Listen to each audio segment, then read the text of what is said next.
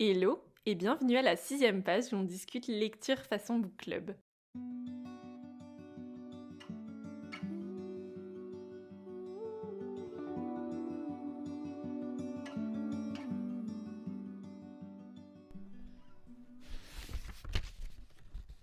Je suis trop contente de faire cet épisode dans lequel je vais me concentrer sur une saga que j'ai lue très récemment et que j'ai dévorée, adorée et à laquelle je voue désormais un culte.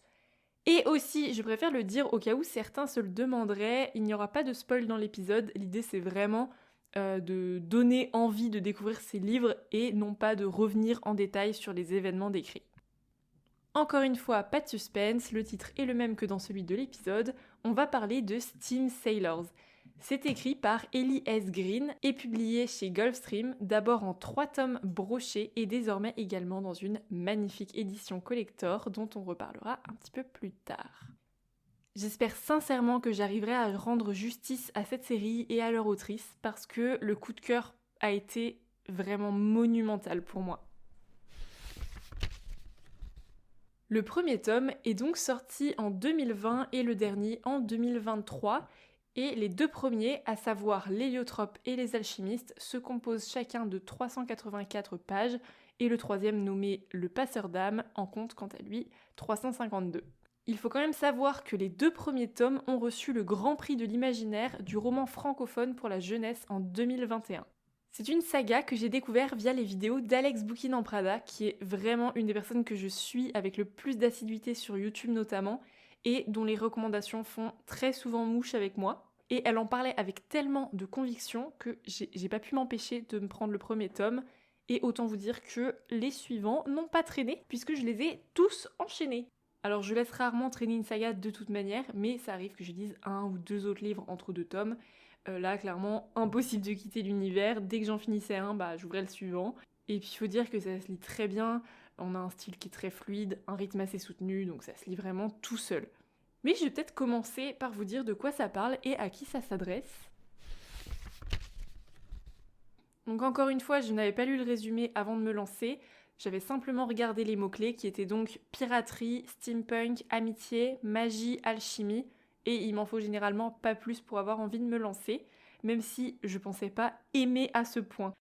Alors dans ce récit, depuis 4 siècles, les habitants du bas monde vivent dans la misère depuis l'extinction des alchimistes qui ont été éradiqués par les industriels.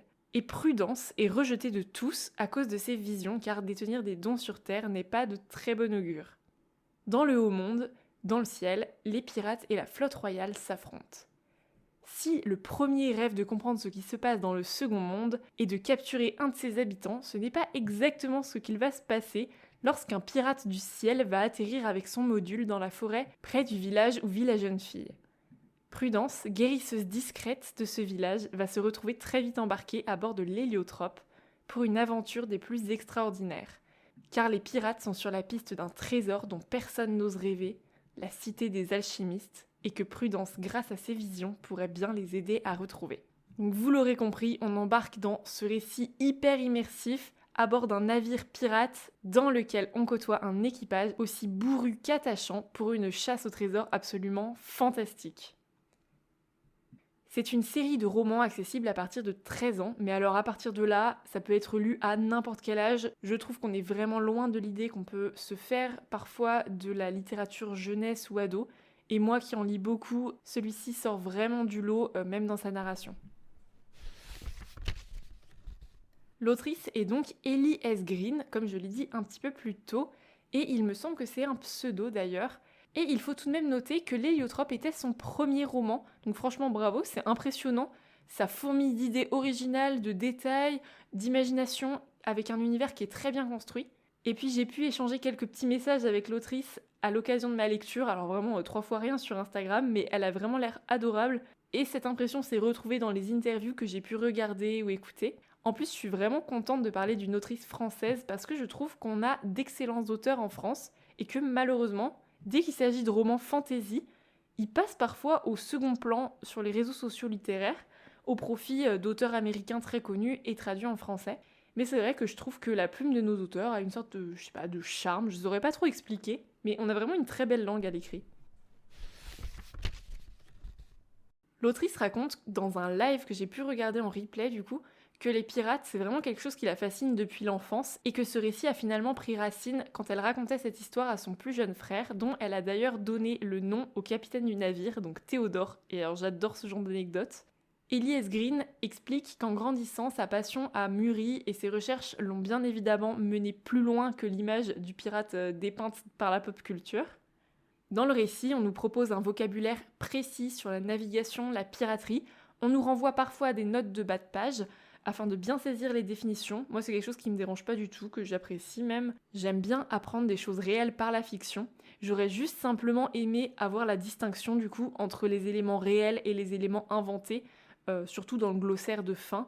Même si j'imagine que c'était voulu que réel et imaginaire s'entremêlent comme ça. Mais au-delà du vocabulaire assez riche, on a également une idée précise de l'organisation interne au sein d'un navire, de l'organisation donc d'un équipage, des codes qui lui sont propres, mais aussi de la fraternité qui peut naître entre les membres et globalement des relations au sein de cet équipage. On ressent vraiment que l'autrice a fait beaucoup de recherches. D'ailleurs, il n'y a qu'à aller faire un tour sur son compte Instagram qui est truffé d'anecdotes et d'infos sur le sujet de la piraterie. Donc vous pouvez aller voir si ça vous intéresse, c'est vraiment très chouette. Ce que j'ai aussi adoré, c'est le rythme global donné à la saga et surtout le fait que les événements soient tous liés les uns aux autres. C'est vraiment brillant. Parfois, on a une saga comme ça de films ou de livres où tous les tomes vont se passer dans le même univers, avec les mêmes personnages, mais chaque tome va être un prétexte à nouvelle intrigue et c'est quelque chose qui marche très bien dans certains cas, même avec les policiers par exemple.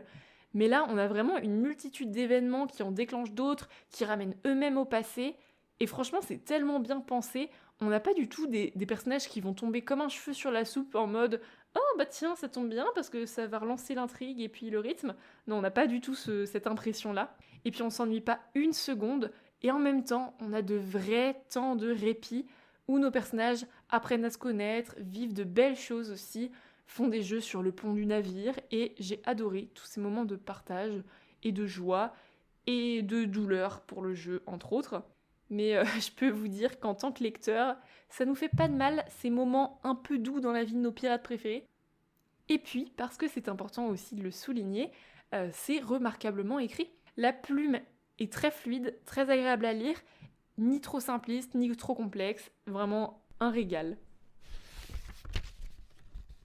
Bon, alors on va s'attaquer aux personnages, et là, Mamma Mia.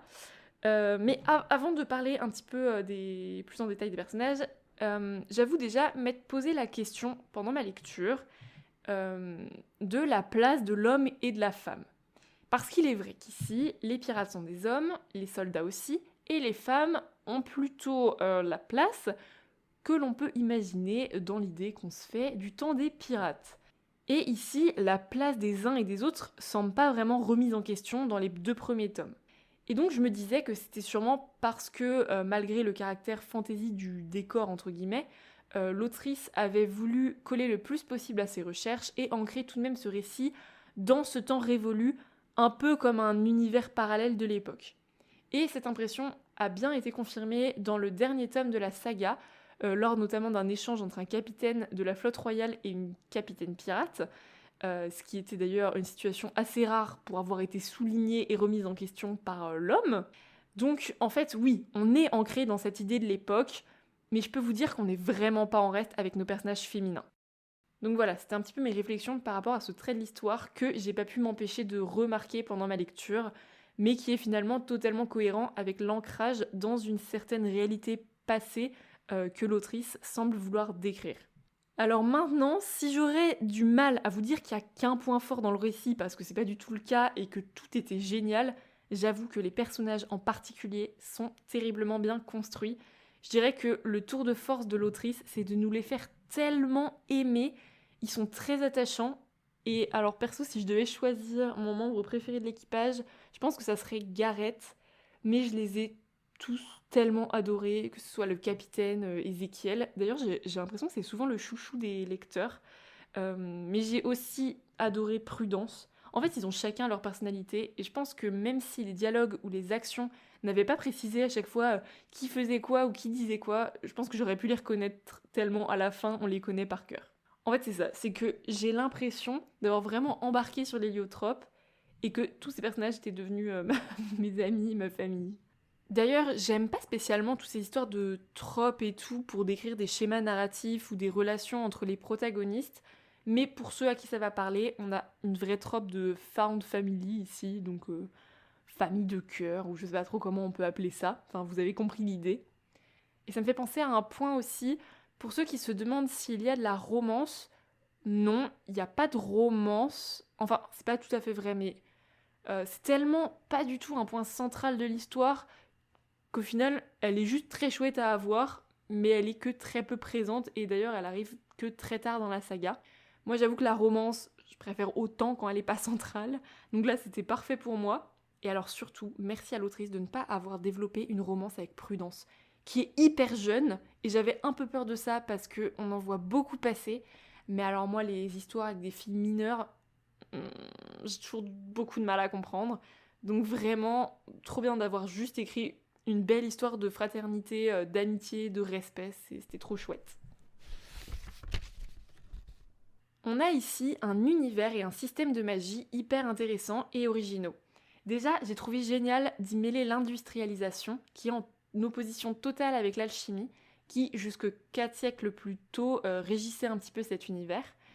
Je peux pas trop m'étendre sur le sujet parce que c'est vraiment à découvrir dans les romans, mais j'ai adoré que les choses ne soient jamais trop simples, trop manichéennes. Les éléments et les événements s'imbriquent étroitement pour un ensemble qui est complexe mais accessible facilement à la compréhension. Et je voulais vous parler maintenant un petit peu de l'édition collector qui est sortie également aux éditions Gulfstream. Alors déjà, je pense que la saga gagne vraiment à avoir été publiée en intégrale parce qu'au-delà du magnifique objet livre qui est proposé, c'est vraiment cohérent de n'en faire plus qu'une grosse histoire, je trouve. Alors moi, je les ai lus en numérique parce que je suis à l'étranger et que le prix des livres est indécent étant donné qu'ils sont exportés depuis la France au Québec. Donc c'est un peu ridicule pour moi de faire venir un livre de là-bas pour l'y ramener dans moins de 2 ans quand je vais rentrer. Mais vu que c'est un tirage limité, je pense que je vais le commander et le faire livrer dans ma famille en France. Et je suis déjà trop contente à l'idée de savoir que je vais le redécouvrir en rentrant dans cette édition splendide. Et c'est juste extrêmement frustrant parce qu'en attendant, je pourrais pas voir les illustrations qui sont disponibles dans le livre. Et puis surtout, il y a un récit complémentaire, un préquel, si je me trompe pas, sur la façon dont s'est formé l'équipage de l'héliotrope. Et j'ai tellement hâte de le lire. Non, parce que pour rien vous cacher, quitter la lecture à la fin du tome 3, ça m'a brisé, vraiment, ma vie n'avait plus de sens. Vous voyez cette sensation là quand on a l'impression que notre, je sais pas, que notre monde nous quitte. C'est vraiment comme si l'héliotrope m'avait débarqué sur un caillou flottant et m'avait dit bon bah voilà, l'aventure s'arrête ici pour toi, ciao bye, horrible. Je voulais finir maintenant sur les autres écrits de l'autrice. Alors j'ai vu qu'elle avait publié un conte dans un recueil de 10 contes écrits par 10 auteurs différents. Alors ça s'appelle La Bibliothèque du Manoir et on nous dit 10 contes pour un automne victorien. Voilà, donc ça va y passer à l'automne, clairement, à la saison d'Halloween, là, trop hâte. Et on a aussi Trolls, qui est un conte de Noël illustré autour de la mythologie nordique et viking. Donc pareil pour celui-ci, il y passera très certainement à Noël prochain. Et je vais suivre de près les prochaines parutions de l'autrice parce que vraiment, on tient un truc là. Voilà pour cet épisode dédié à cette saga que j'ai adorée. Sachez que l'idée de cet épisode est vraiment arrivée il y a quelques jours parce que je me suis dit à la fin de ma lecture que je devais absolument en parler. Et à chaud, c'est toujours plus simple parce que j'ai la mémoire courte. Alors initialement, j'avais préparé un épisode sur mes sagas en cours, terminées, etc. Mais j'ai du mal à savoir si ça peut être intéressant. Donc bon, je verrai bien si je le sors un jour ou pas. Enfin bref, il me reste tout de même une question en suspens depuis ma lecture. Qu'est-ce que deviennent les boulets de canon lancés dans le ciel? Parce que j'aimerais pas trop me balader en dessous d'une bataille, au risque de mourir clairement. Donc bon, moi je me suis imaginé qu'ils se désintégraient en tombant. Je sais pas. En tout cas, on se retrouve dans 2 semaines et en attendant, vous pouvez retrouver tous les liens de mes réseaux dans la description, ainsi que le compte Instagram de l'autrice si vous voulez suivre son travail. Et surtout, venez me dire si vous avez lu cette saga, si vous l'avez aimée, et qui est votre membre d'équipage préféré aussi. Et n'hésitez pas à faire un petit tour sur mon compte Instagram où j'ai fait un petit dessin d'un élément de la saga. Vous reconnaîtrez très vite pour ceux qui l'ont lu. Merci pour votre écoute et à très vite pour un nouveau chapitre.